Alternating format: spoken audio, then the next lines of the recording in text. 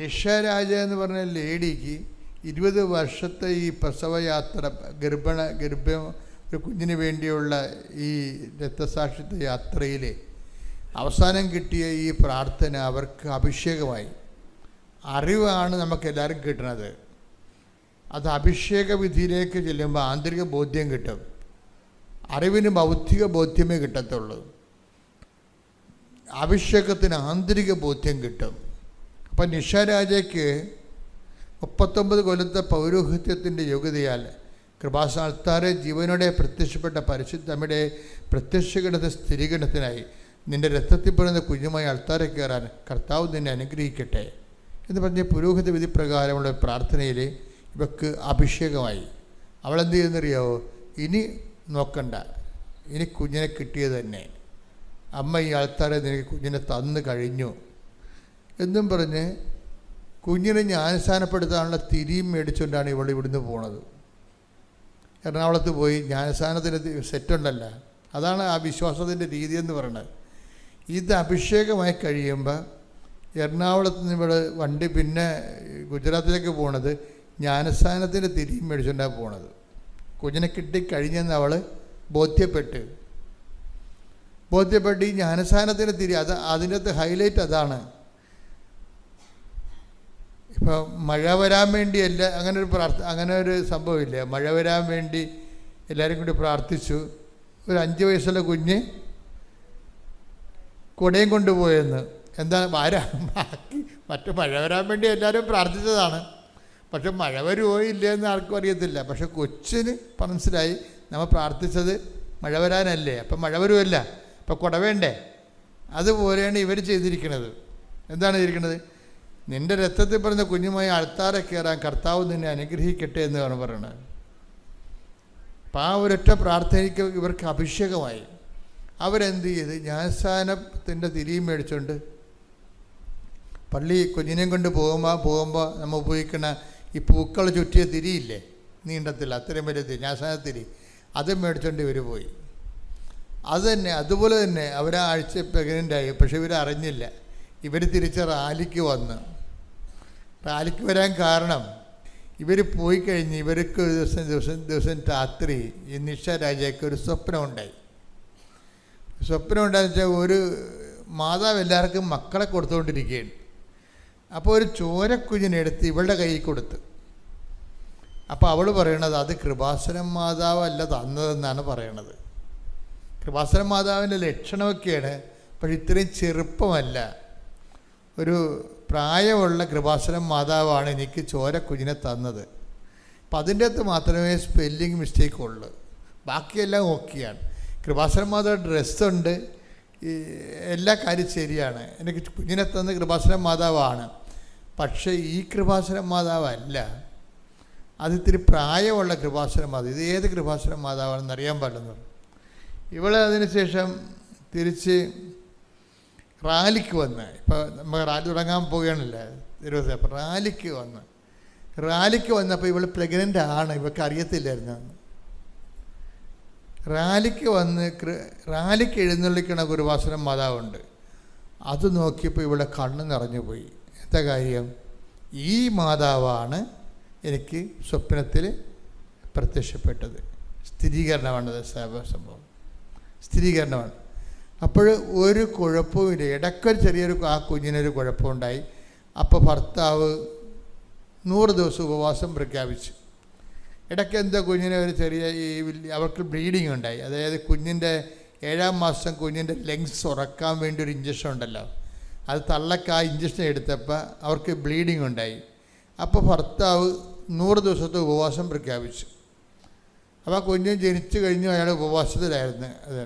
അപ്പം ഇങ്ങനെയാണ് നിങ്ങളെന്താ ഓരോരുത്തരുമേ ദൈവതിരുസന്നിധിയിൽ ദൈവത്തെ സീരിയസ് ആയിട്ട് കണ്ടിട്ടാണ് ഇങ്ങനെ ആൾക്കാർ ജീവിക്കുന്നത്. അല്ല വല്ലതും കൊണ്ട് വല്ലതൊക്കെ കാണിച്ച് വെച്ച് ഉടമ്പടി നിങ്ങൾ ഉഴപ്പരുത്. ശരിക്കും ഈ ഉടമ്പടി എടുക്കുന്ന ആൾക്കാരുടെ ജീവിത രീതികൾ നീ നോക്കണം. അപ്പോൾ ഭാര്യയ്ക്ക് ബ്ലീഡിങ് ആണെന്ന് കണ്ടപ്പോൾ ഭർത്താവ് 100 ദിവസത്തെ ഉപവാസം പ്രഖ്യാപിക്കുകയാണ്, ഒരു നേരം ഉപവാസം. അപ്പോൾ എന്താ പ്രശ്നം വെച്ചാൽ ദൈവത്തിന് തോന്നുന്നു നമ്മൾ സീരിയസ് ആണെന്ന്. നമ്മൾ ഒക്കട്ടെ കിട്ടിയ കൂട്ടി പോയ ചട്ടിയെന്നും പറഞ്ഞുകൊണ്ട് നിങ്ങളെ ഒപ്പിച്ചുണ്ടാക്കാൻ പോകുമ്പോഴാണ് ഉടമ്പടി തിരിച്ചടിക്കണത്. ആ ദൈവത്തിനെ പരീക്ഷിക്കണതല്ലേ. നിങ്ങൾ ഉടമ്പടി എടുത്തിട്ടും നിങ്ങളുടെ തോന്നിയവാസം പോലെ നിങ്ങൾ ചിലത് ചെയ്തില്ല. അങ്ങനെയൊക്കെ വരുമ്പോഴും അതിൻ്റെ അത് ചിലത് ചെയ്തില്ലെന്ന് പറഞ്ഞാൽ നടക്കുന്നത് ഉടമ്പടി വർക്കൗട്ട് ചെയ്യത്തില്ല. ഇപ്പോൾ ഒരെണ്ണം ചെയ്തില്ലെങ്കിൽ എല്ലാം ചെയ്യാത്തതുപോലെ വരും. ഞാൻ പറഞ്ഞില്ലേ, അതായത് ഇപ്പോൾ നിങ്ങൾ റീഡിങ്ങിന് പോയെന്ന് പറഞ്ഞു കഴിഞ്ഞാൽ റീഡിങ്ങിന് മൊത്തം IELTS തോറ്റ പോലെയായി. IELTS പരീക്ഷയ്ക്ക് നിങ്ങൾക്ക് റീഡിങ്ങിന് നിങ്ങൾ തോറ്റു, ബാക്കി സ്പീക്കിംഗ് കുഴപ്പമില്ല എന്ന് പറഞ്ഞു കഴിഞ്ഞാൽ നിങ്ങൾ തോറ്റതുപോലെയായി. അതുകൊണ്ട് നിങ്ങൾക്ക് കയറിപ്പോകാനൊന്നും പറ്റത്തില്ല. അതുപോലെ തന്നെ ഉടമ്പടിയിൽ കുറേ കാര്യങ്ങളുണ്ട്. അതിൽ കുറച്ച് ചെയ്ത് നിങ്ങൾക്ക് സൗകര്യപ്പെടുന്നത് ചെയ്ത് സൗകര്യപ്പെടാത്ത ചെയ്യാതെ ഇരിക്കുമ്പോൾ അത് മാറ്റി വയ്ക്കുമ്പോൾ ഇത് മൊത്തം ചെയ്യാത്തതുപോലെ. കാര്യം നിങ്ങൾക്ക് സൗകര്യപ്പെടുന്നത് ചെയ്യാൻ വേണ്ടിയല്ല ഉടമ്പടി എടുക്കുന്നത്. നിങ്ങളെപ്പോഴും ചിന്തിക്കേണ്ട ഒരു കാര്യം, ഇത് ലക്ഷക്കണക്കിന് മനുഷ്യർ പരീക്ഷിച്ച് വിജയിച്ച ഒരു ദൈവിക പദ്ധതിയാണ്. അതിലേക്ക് വരുമ്പോൾ നിങ്ങൾക്ക് ചിലപ്പോൾ ആദ്യകാലങ്ങളൊക്കെ ചിലപ്പോൾ ഉടമ്പടി അത്രയും അറിവില്ലാത്തത് കൊണ്ട് തെറ്റിപ്പോകാം. അതുകൊണ്ട് ഞാൻ എപ്പോഴും നിങ്ങളെ തിരുത്തുമ്പോൾ നിങ്ങൾ ഉടനെ അത് തിരുത്തി അതൊരു ഉടമ്പടി ഒരു വികാരമാക്കി മാറ്റണം. അപ്പോൾ അങ്ങനെ വരുമ്പോൾ ദൈവത്തിന് മനസ്സിലാകും വേറെ ഒരു പ്രശ്നവും ഉടമ്പടിയിലില്ല. നിങ്ങൾ ഉടമ്പടി സീരിയസ് ആണെന്ന് ദൈവത്തിന് ഒന്ന് മനസ്സിലായാൽ മതി. അതാണ് പ്രശ്നം. എന്തുകൊണ്ടാണ് ഉടമ്പടി നിങ്ങൾക്ക് ചിലർക്ക് ഫലിക്കാത്തതെന്ന് ചോദിച്ചു കഴിഞ്ഞാൽ, നിങ്ങളുടെ ഉടമ്പടി ചെയ്വനകൾ ദൈവത്തിന് നിങ്ങൾ സീരിയസ് ആണെന്ന് മനസ്സിലായിട്ടില്ല. കാര്യം അത് നിങ്ങൾക്ക് തന്നെ മനസ്സിലായിട്ടില്ല. അതാണ് കുഴപ്പം. അത് സീരിയസ് ആയിട്ടാണ് ചെയ്യണമെന്നുള്ളത് നിങ്ങൾക്ക് തന്നെ മനസ്സിലായില്ല. ഇപ്പോൾ വാഴ നനയുമ്പോൾ ചീര നനയാമെന്നും പറഞ്ഞുകൊണ്ട് നിങ്ങൾ അങ്ങോട്ടും ഇങ്ങോട്ടും പകുതി മകളെ അമ്മ ചെയ്ത് അങ്ങനെ അങ്ങോട്ടും ഇങ്ങോട്ടും നിങ്ങളുടെ സൗകര്യത്തിനനുസരിച്ച് വിഭജിക്കാനൊന്നും പറ്റത്തില്ല. ഉടമ്പടി പേഴ്സണാണ് എടുക്കുന്നത്, വ്യക്തിയല്ല എടുക്കുന്നത്. അപ്പോൾ ആ വ്യക്തിക്കാണ് പൂർണ്ണ ഉത്തരവാദിത്വം. ആരാണ് ഉടമ്പടി എടുക്കുന്നത് ആ വ്യക്തിക്കാണ് ദൈവത്തോട് പൂർണ്ണ ഉത്തരവാദിത്വം ഉള്ളത്. അപ്പം അതുകൊണ്ട് തന്നെ ചെറുക്ക് ഉടമ്പടി എടുത്തു കഴിയുമ്പോൾ ഭയങ്കര സന്തോഷമാണ്. എന്താ കാര്യം? ഉറപ്പായ ഒരു കാര്യത്തിന് ദൈവമായിട്ട് ഒരു ഉടമ്പടിയിലായിരിക്കുന്നു എന്നുള്ളതല്ലേ എൻ്റെ ഏറ്റവും വലിയ കാര്യമെന്ന് പറയണത്. ഇപ്പം ഇത് മനുഷ്യനാണെങ്കിൽ ദൈവത്തോട് ഒത്തിരിയേറെ ചോദ്യങ്ങൾ മനുഷ്യൻ ഈശോ വന്നപ്പോൾ ദൈവത്തോട് ചോദിച്ചിട്ടുണ്ട്. അതിലൊരു ചോദ്യം മനുഷ്യൻ ദൈവത്തോട് ചോദിച്ചില്ലേ? ഈശോയോട് ഒരു ചോദ്യം ഈശോയോട് ചോദിച്ചത്, നിത്യജീവൻ പ്രാപിക്കാൻ ഞാൻ എന്ത് ചെയ്യണം? അത് ഈശോയോട് ചോദിച്ചൊരു ചോദ്യമാണ്. ഈശോ അതിന് ഒരു ഉത്തരം പറയും. പിന്നെ ഈശോയെ കണ്ടപ്പോൾ വേറെ ഒരുത്തൻ ചോദിച്ചു, സ്വർഗരാജ്യത്ത് വലിയവനാകാൻ ഞാൻ എന്ത് ചെയ്യണം? അപ്പോൾ ഓരോരോ ചോദ്യങ്ങൾ ഈശോയോട് ചോദിച്ചു. വേറെ ഒരുത്തൻ ചോദിച്ചതെന്ന് വെച്ച് കഴിഞ്ഞാൽ, ദൈവഹിതപ്രകാരം ജീവിക്കാൻ ഞങ്ങൾ എന്ത് ചെയ്യണം? അങ്ങനൊരു ചോദ്യമുണ്ട്. എന്താ ചോദ്യം എന്ന് പറഞ്ഞാൽ, ദൈവഹിതപ്രകാരം ജീവിക്കാൻ ഞങ്ങൾ എന്ത് ചെയ്യണം? അതൊരു വലിയ ചോദ്യമാണ്. 6:28 വായിച്ച യോഹന്നാന്റെ സുവിശേഷം. യോഹന്നാൻ 6:28. അപ്പോൾ അവർ ചോദിച്ചു ദൈവഹിതമനുസരിച്ച് പ്രവർത്തിക്കുന്നവരാകാൻ ഞങ്ങൾ എന്ത് ചെയ്യണം? ആ ചോദ്യം കേട്ടില്ലേ? ഒന്ന് പറഞ്ഞ, ദൈവഹിതമനുസരിച്ച് പ്രവർത്തിക്കുന്നവരാകാൻ, അല്ലാതെ പ്രാർത്ഥിക്കുന്നവരല്ല. മനസ്സിലായില്ലേ? പ്രാർത്ഥിക്കുന്നവരല്ല. പിന്നെ ആരാണ്? ദൈവഹിത 6:28 എന്ന് പറഞ്ഞ ദൈവഹിതമനുസരിച്ച് പ്രവർത്തിക്കുന്നവരാകാൻ ഞങ്ങൾ എന്ത് ചെയ്യണം? അപ്പൊ ഈശോ ഒരു ഉത്തരം അതിന് പറയും. എന്താണ് ദൈവഹിത പ്രകാരമുള്ള പ്രവൃത്തി? വായിച്ചത്. യേശു മറുപടി പറഞ്ഞു. യേശു പറഞ്ഞേ. യേശു മറുപടി പറഞ്ഞു, ഇതാണ് ദൈവഹിതമനുസരിച്ചുള്ള പ്രവൃത്തി. അവിടുന്ന് അയച്ചവനിൽ വിശ്വസിക്കുക.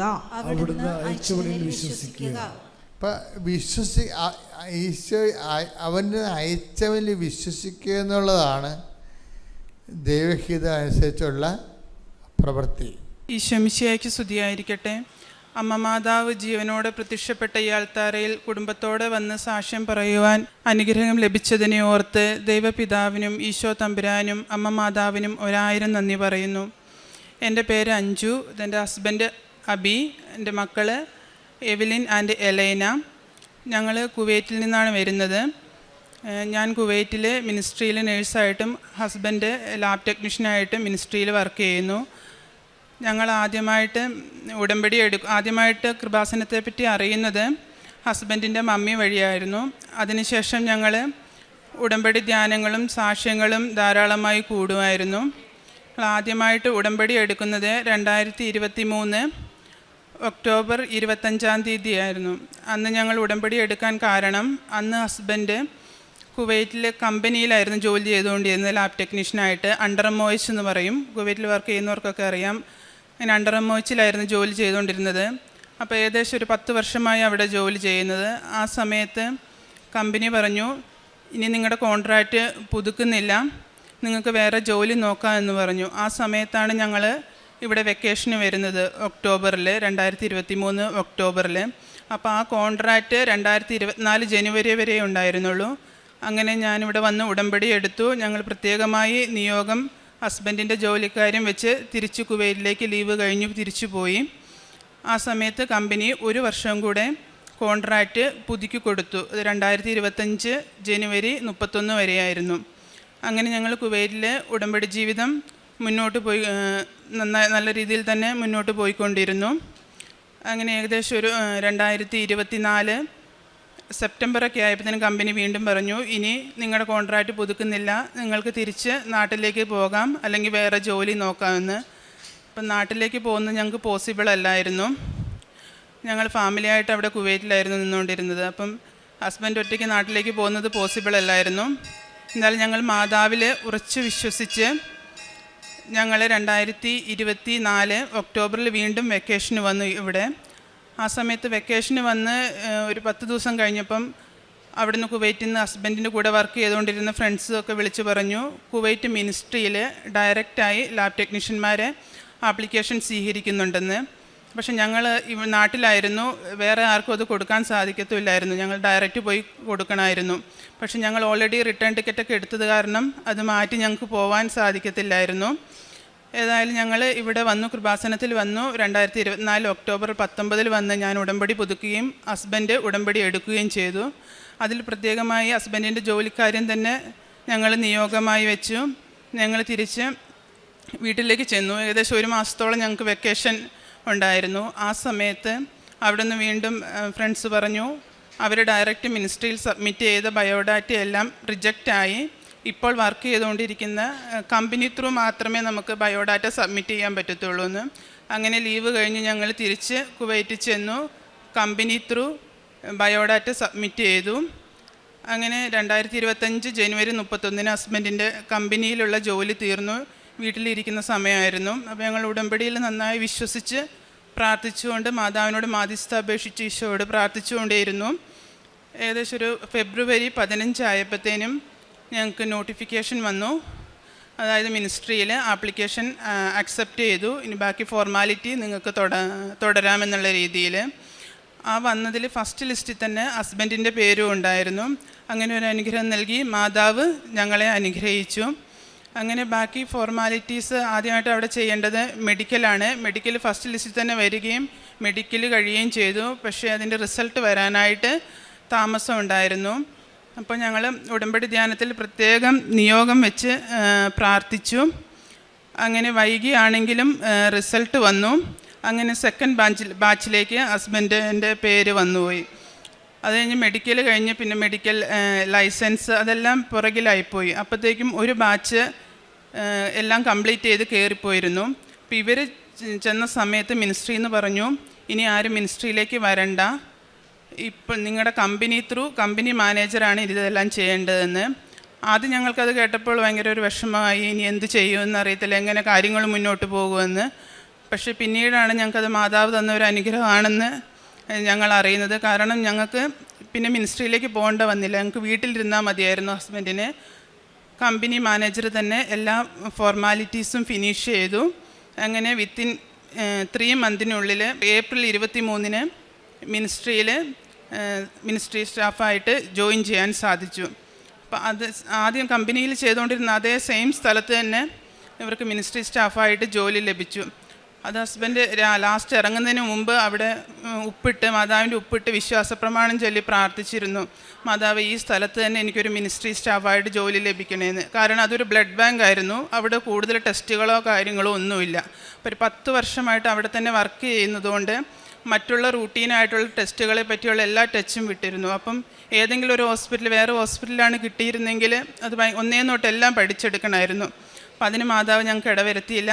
ആ സെയിം സ്ഥലത്ത് തന്നെ ഞങ്ങൾ മാതാവിനോട് മാധ്യസ്ഥ അപേക്ഷിച്ച് പ്രാർത്ഥിച്ചതിൻ്റെ ഫലമായിട്ട് ഈശോ വഴിയായി ആ സെയിം സ്ഥലത്ത് തന്നെ ഹസ്ബൻഡിന് ജോലി ലഭിച്ചു.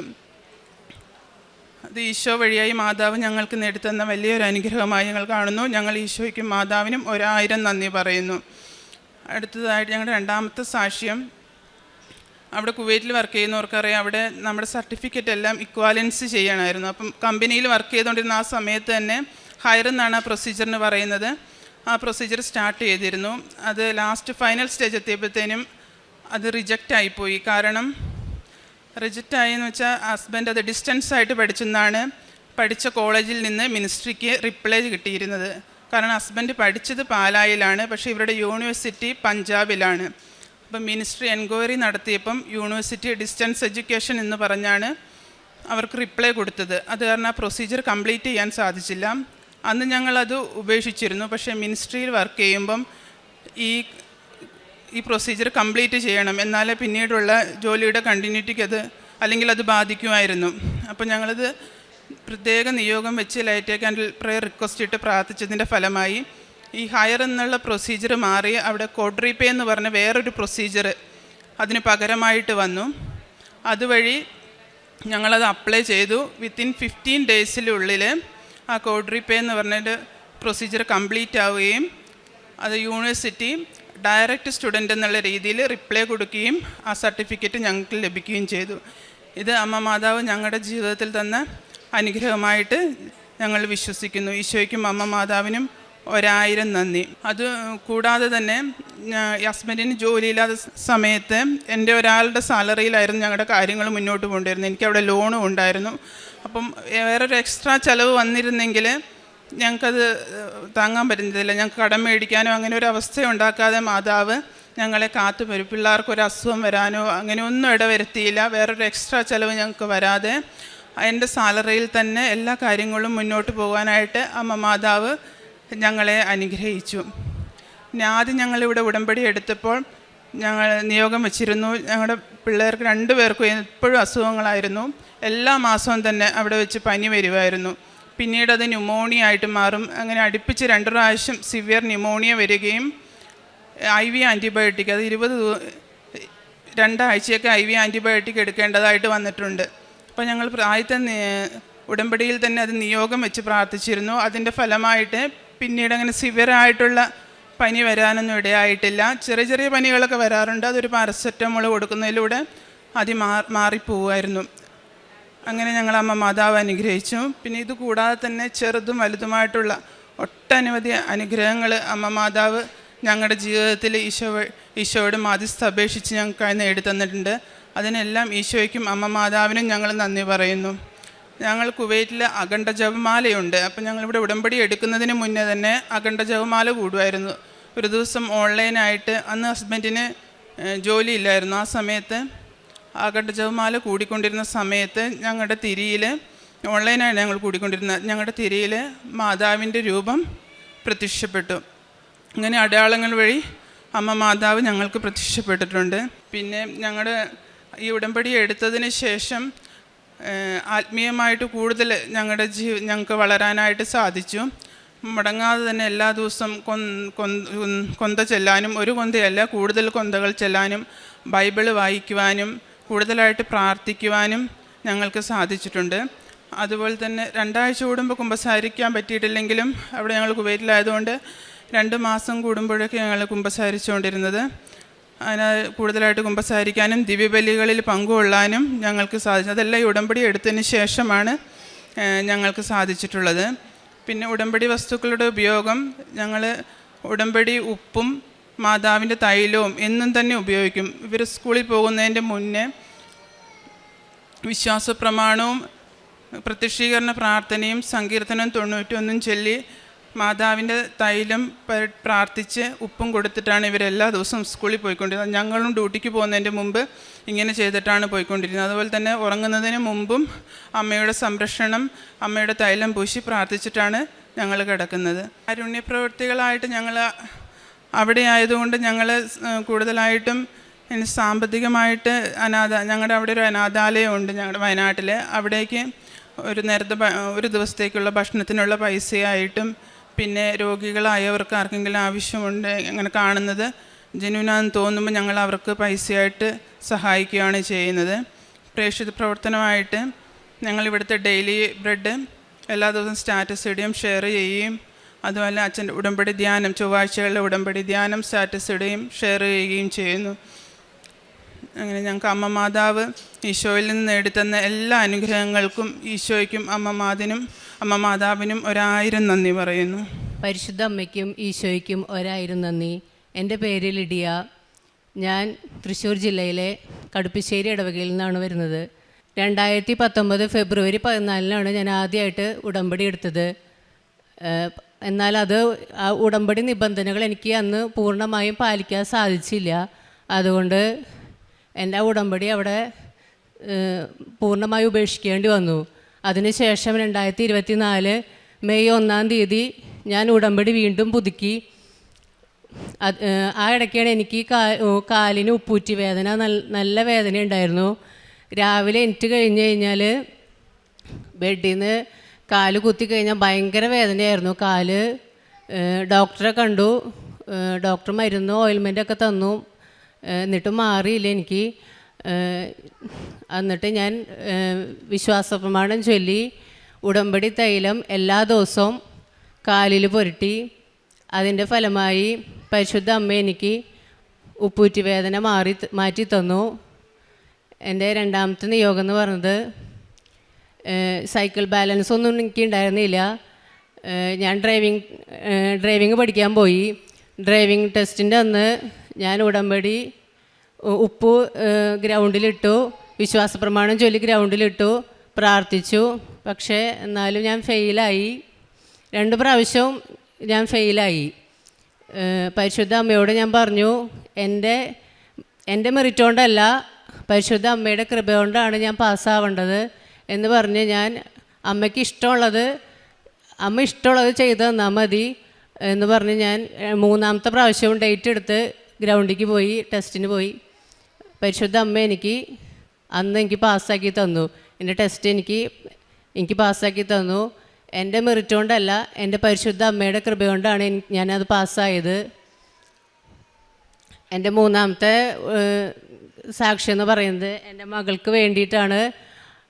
അവളുടെ മേത്ത് പുറത്ത് നിറച്ച് കുരുക്കളുണ്ടായിരുന്നു. ആ കുരുക്കൾ ഭയങ്കര ചൊറിച്ചിലായിരുന്നു. ഡോക്ടറെയൊക്കെ കണ്ടു.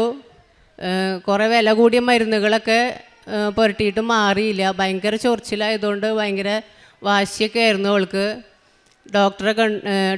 മരുന്ന് കഴിച്ചിട്ടൊന്നും മാറിയില്ല. അപ്പോൾ ഞാൻ വിശ്വാസപ്രമാണം ചൊല്ലി ഉപ്പും ഉടമ്പടി തൈലവും അവളുടെ പുറത്ത് പുരട്ടി കൊടുത്തു. എല്ലാ ദിവസവും പുരട്ടും. അതിൻ്റെ ഫലമായി പരിശുദ്ധ അമ്മ അവളുടെ ആ ചൊറിച്ചിലും എല്ലാ കുരുക്കളൊക്കെ മാറി. ഈ നിമിഷം വരെ ഒരു വർഷത്തോളമായി അവൾക്ക് ഒരു കുഴപ്പമില്ല. ഇനി അടുത്ത സാക്ഷി എന്ന് പറയുന്നത് എൻ്റെ മകൻ്റെ ഒരു സാക്ഷിയാണ്.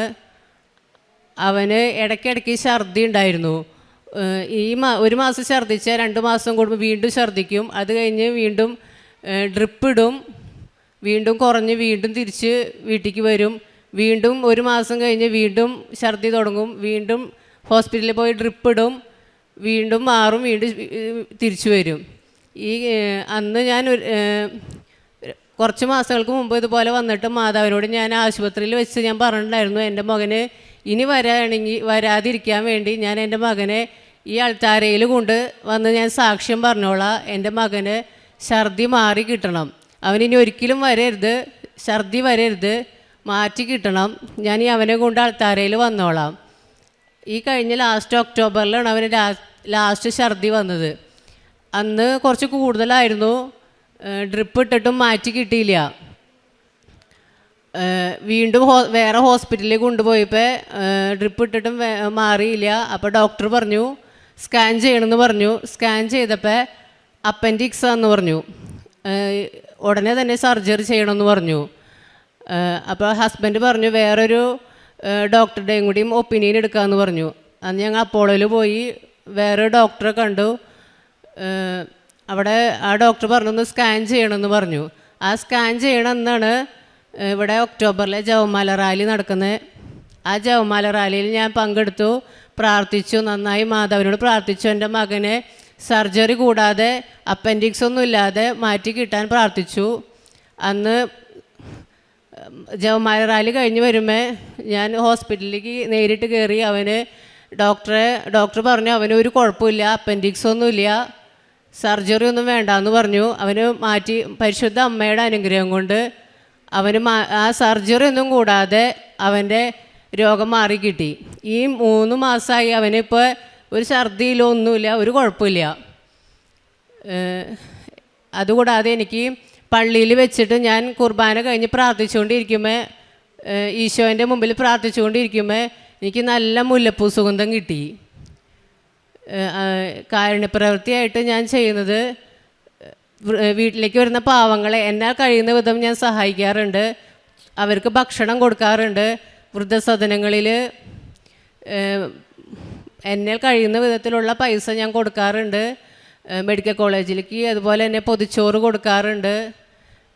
കാരുണ്യപ്രവൃത്തിയായിട്ട് ഞാൻ ചെയ്യുന്നത് ഇവിടുന്ന് പത്രം വാങ്ങിക്കൊണ്ട് പോയിട്ട് ഓട്ടോ സ്റ്റാൻഡിലും വീടുകളിലൊക്കെ ഞാൻ കൊടുക്കാറുണ്ട്. ഇതിൽ കൂടെ ആത്മീയമായി എനിക്ക് കൂടുതൽ വളരാൻ സാധിച്ചു. പരിശുദ്ധ അമ്മയോടും ഈശോയോടും കൂടുതൽ അടുക്കാൻ സാധിച്ചു. ആദ്യമൊന്നും ഞാൻ അധികം പള്ളിയിലൊന്നും പോയിരുന്നില്ല, ഞായറാഴ്ചകളിൽ മാത്രമായിരുന്നു പള്ളിയിൽ പോയിരുന്നത്. ഈശോയോടും പരിശുദ്ധ അമ്മയോടും കൂടുതൽ അടുക്കാനായിട്ട് എനിക്ക് സാധിച്ചു. എല്ലാ ദിവസവും പള്ളിയിൽ പോകാനും കുമ്പസാരിക്കാനും കൊന്ത ചൊല്ലാനും എല്ലാം എനിക്ക് സാധിച്ചു. ഇത്ര വലിയ അനുഗ്രഹം തന്ന പരിശുദ്ധ അമ്മയ്ക്കും തിരുക്കുമാരനും 1000 നന്ദി.